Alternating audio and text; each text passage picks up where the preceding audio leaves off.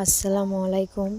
দেখো বন্ধুরা, যে মেহেন্দি পাতাটা আমরা গাছ থেকে তুলেছিলাম সেই মেহেন্দি পাতাটা বেটেছি। এখন হাতে দেবো বলে হাতে দিয়ে কি রেজাল্ট আসে আপনারা কমেন্টে বলবেন। আর আমরা মিক্সারে বেটেছি মেহেন্দি পাতাটা, আপনারা কিসে বাটেন অবশ্যই কমেন্টে জানাবেন।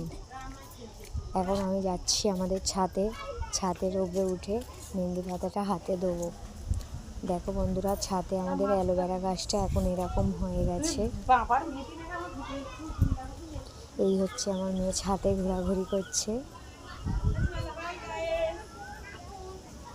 এই সেই বাটি, মেহেন্দির বাটিটা। আমাদের ছাদের আশেপাশে এরকম এতটাই সৌন্দর্য, আপনাদের কেমন লাগলো অবশ্যই দেখে বলবেন।